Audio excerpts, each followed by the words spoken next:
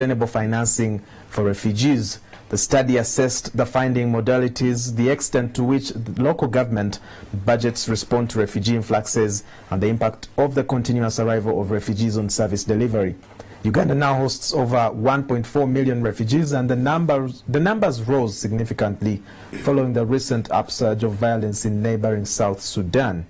With us in studio tonight to share the findings is Julius Mukunda, the Executive Director of the Civil Society Budget Advocacy Group. Welcome, Julius. Thank you. What prompted the study? The study is a result of lack of information to the extent to which public resources have been used in addressing refugee problems. That's number one. Number two was also that we felt that the current funding modality was not going to be sustainable, because refugee management and crisis is being treated like a disaster, which means that it will come and go. And when we looked back, we were told that for the last 30 years, we have been hosting refugees in this country. So as such, we felt that we needed to look at how sustainably we can finance refugee programs in this country. Now, in 2017, the President, Yoweri Museveni, hosted the Refugee Solidarity Summit here in the country, and of course, over $300 million was solicited from different partners. Did you find that this money was put to good use? No, and I think that's our biggest challenge, was that all this money, we cannot be able to touch it. Like any other government program, we can track how much money has gone to malaria. For Ministry of Finance, we got Ministry of Health, we got the district, we got the health center. But for refugee programs, it has been a bit unique, because it is very difficult to track to see how much money, for example, has gone to Yumbe, and how Yumbe district has used this money to address the refugee programs. And as such, we felt as civil society organizations and as citizens of Uganda, we have a greater role to play to ensure that we monitor how refugee funds are utilized in this country. You did find in your study that some of the host districts, including Ajumani, Moyo, and the Sinjoro district, were not playing a role in management of the affairs, when it comes to refugee management in those particular districts. What should change? Yes, I think what the biggest one of the findings we found out was that actually districts are not consulted on how they should manage the refugee influx. For example, Yumbe, Koboko, Arua, even the others, is that right now what happens is that you have resources come into the district, and they tell the district how they are supposed to spend the money. So resources come with conditions attached. However, these are districts who need capacity to manage this particular program. These are the districts who are not at risk, but where they are best is that the potential of refugees coming to their country. I mean, if you are bordering Sudan, definitely is that you are going to have refugees in the country.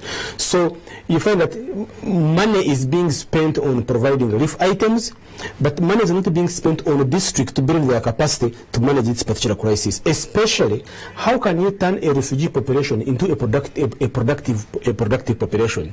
Today, when we were releasing this study, somebody from Mumbai, told us that he said that, do you know that for every hour you will find more than 20 women carrying firewood, for example? So it means that in terms of, and he said, used to be a green district, it's now a brown district. So it means that if the district had been given money, it would have prioritized environmental protection as one of its mandate. So we feel that government needs to build the capacity. We need to have programs to build the capacity of local governments who are at the forefront of this service delivery to manage these refugee programs. You did also, hint on environmental degradation, but we also know that, your study found out that there is a lot of pressure on service delivery. What are the recommendations, to those two factors? It is so shocking that as the government is sending money to districts in this country, they use the formula, and one of the variables that they use is the number of people, the population. So, like for Yumbe, which has got 500,000 people as their population, their budget still goes to fund district at 500,000 people. And yet, if you have Yumbe plus the refugees, they come to around like 800,000 people. So the pressure on service delivery is extremely so high, especially in health and education. You have the people-teacher ratio extremely so high. You have people visiting the clinics, it's just extremely so high. So there is too much pressure at service delivery, and they were telling us that there are indicators and indices of measuring the welfare and of being in this district is extremely so low. In fact, one person said, we are just only building classrooms, we are not building schools. So even the few classroom blocks they are putting up together, there are no teachers to teach, and therefore children are not learning. And I think, and that's why we are saying the way we are spending money is not sustainable. We need to build the capacity of these districts, of the host communities, especially host communities. God forbid, if I ever become a refugee, I need to be in a community that is welcoming. But I don't need to go into a community where they are feeling that I'm going to be treated better than them.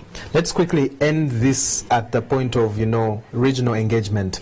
How do we curb the causes of the refugees? Quickly, in about a few seconds. And I think that's what also came out. It was that I think we also need to, the amount of energy we are putting in the management of refugees should at the same time be equal to the amount of energy we are putting in the governance situation, in the political, in the addressing the political problems that trigger refugees. South Sudan, Congo, Burundi, we need to be able to engage equally than saying, oh, we're a nice country, we welcome every refugee. We should also say, we're a nice country, we're engaging you to sort out your politics and stuff with the influence. Thank you very much, Thank Julius you so Mukunda. much. He is the Executive Director at the Civil Society Advocacy Group, or CSBAG. Let's move on, because the Ministry of Works and Transport has today launched a new computerized driving permit. The permit, which was launched together with Face Technologies, has a number of new features, key among them which is incorporation of the driver's biometric data. According to Face Technologies, the new computerized driving permit will greatly reduce